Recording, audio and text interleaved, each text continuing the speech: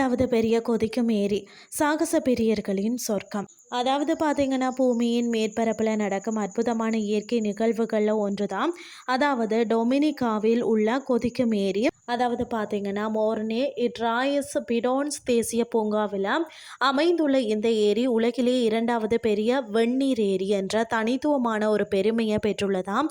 பூமியின் அடி ஆழத்தில் இருந்து வரும் தீவிர வெப்பத்தை நமக்கு உணர்த்தும் ஒரு நேரடி சான்றாக இந்த ஏரி விளங்குகிறது. அதாவது பார்த்தீங்கன்னா, டொமினிகாவின் தலைநகரான ரோசோவில இருந்து சுமார் 10.5 கிலோமீட்டர் தொலைவில் இந்த ஏரி அமைந்துள்ளதாம். இது ஒரு நீர் நிரம்பிய பியூமரோல் அதாவது எரிமலை பகுதியில் உள்ள ஒரு ஆவி கசிவு பள்ளமாகவும் இருக்கிறது. இந்த ஏரியின் நீர் எப்போதும் பார்த்தீங்கன்னா சாம்பல் நீல நிறத்தில் கொதித்து குமிழ்கள் விட்டு கொண்டே இருக்கும். அடர்த்தியான நீராவி மேகங்கள் அதை சூழ்ந்திருப்பதால் தான் ஒரு மர்மமான தோற்றத்தை தரும். ஏரியின் குறுக்களவு சுமார் 60 முதல் 75 மீட்டர் வரை இருக்குமாம். இதன் விளிம்பு பகுதிகளில் மட்டுமே வெப்பநிலையை அளவிட முடிந்தது.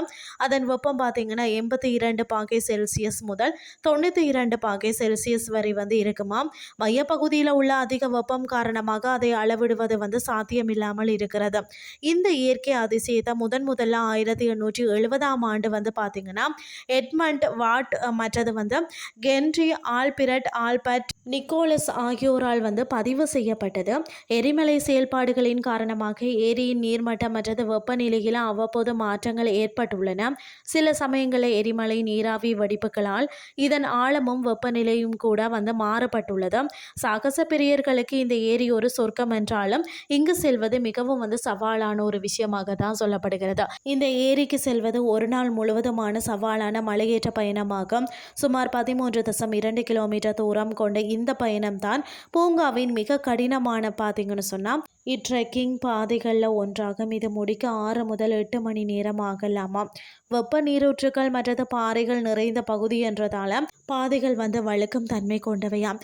எனவே கட்டாயம் சான்றளிக்கப்பட்ட வழிகாட்டியுடன் செல்வது அவசியம். வழிகாட்டிகள் இட்ரெக்கிங் குறித்த அறிவையும் அப்பகுதி தாவரங்கள் மற்றது விலங்குகள் பற்றிய தகவலையும் வழங்குவார்கள்.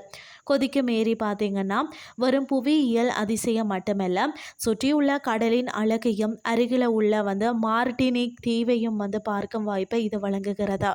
சவாலை எதிர்கொள்ள தயாராக இருக்கும் இயற்கை பிரியர்கள் கட்டாயம் பார்க்க வேண்டிய ஒரு இடம்தான் இந்த ஏரியின் கரிபியன் தீவுகளின் மறக்க முடியாத அனுபவத்தை இந்த ஏரி வழங்குகிறதா. இன்றைய கிறிஸ்டி உங்களுக்கு பிரயோசனமாக அமைஞ்சிருக்கும்னு சொல்லி நான் நம்புகிறேன். இதே மாதிரி மற்றொரு கிறிஸ்டின் வாயிலாக உங்களை சந்திக்கிறேன். நன்றி.